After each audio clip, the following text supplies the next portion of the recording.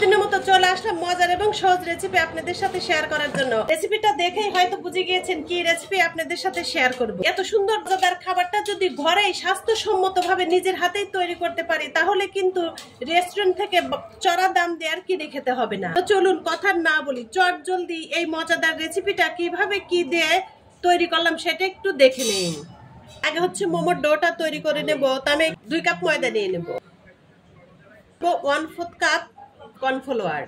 আমি 2 কাপ ময়দা দিয়েছি, 2 বারে 1/4 কাপ করে কর্নফ্লাওয়ার দিন। পরিমাণ মতো লবণ, 3 টেবিল চামচ রান্নার রেগুলার তেল, একটু মিশিয়ে নেব। একবারে ফুটন্ত গরম পানি। এই দেখেন কি পরিমাণ ধোয়া উঠছে।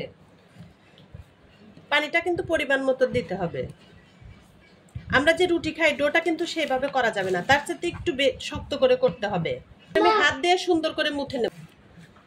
একদম সুন্দর করে মুথে নিয়েছি। আমি এখন এটা রেস্টে রেখে দেবো 10 মিনিট।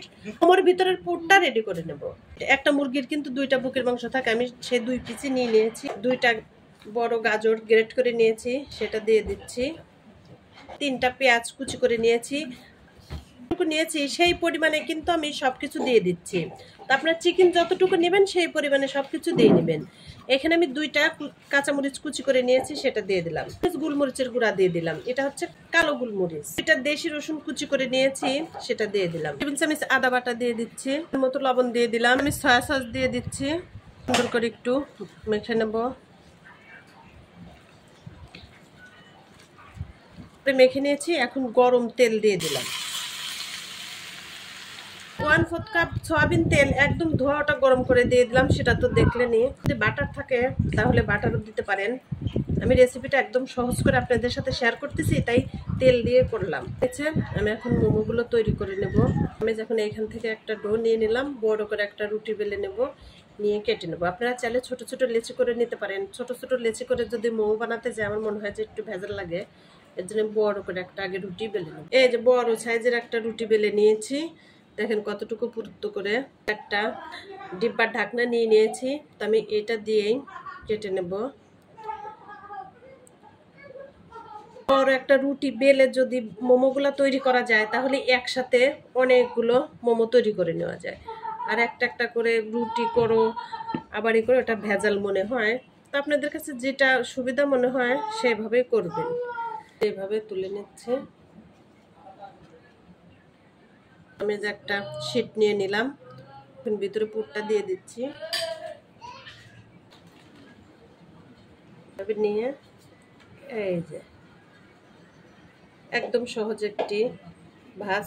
মোমো অনেকগুলো ভাজ, কিন্তু এই ভাজটা সহজ একদম, মানে এটা যে কেউই করে নিতে পারবে। এই যে সুন্দর।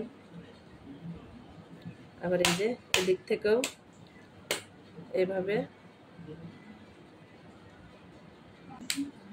একদম সুন্দর। এই যে ভাজটা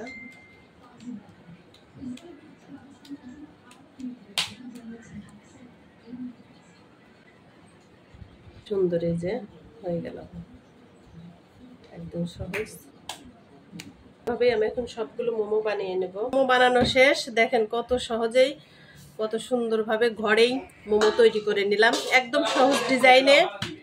তো আমি এখন এগুলো ভাপ দিয়ে নেব। রাইস কুকারের একটা প্যান নিয়ে নিয়েছি, আমি এইটার ভিতরে মোমোগুলো ভাপ দেব। এটাতে আমি তেল ব্রাশ করে নিয়েছি, এই যে এইভাবে বসিয়ে দেব। তেল ব্রাশ করে নিলে কি হবে, মানে মোমোটা সিদ্ধ হওয়ার পরে সুন্দরভাবে ছুটানো যাবে। চুলায় পানি বসিয়ে দিয়েছি, পানিটা বলক উঠে গিয়েছে, এই যে হয়ে গিয়েছে। তো আমি এখন নামিয়ে ওগুলো সব সিদ্ধ করে নিয়েছি। আর এই যে আমার মোমোর স্পেশাল সস, এটা এত মজা। সসটার রেসিপি আপনাদের সাথে শেয়ার করব, যে সস দিয়ে মোমোটা খেতে কত মজা হয়। তো আমি একটা ভেঙে ভিতরটা দেখাই দিচ্ছি, কত সুন্দর হয়েছে। এই যে দেখেন, মাশাআল্লাহ। তো আমার এই মোমোর রেসিপিটা যদি আপনাদের কাছে ভালো লেগে থাকে তাহলে আমার ভিডিওতে একটা লাইক দিয়ে ভিডিওটা শেয়ার করে দিবেন। আপনারা সবাই অনেক ভালো থাকেন, আল্লাহ আমাদেরকেও ভালো রাখুক। আল্লাহ হাফেজ, আসসালামু আলাইকুম।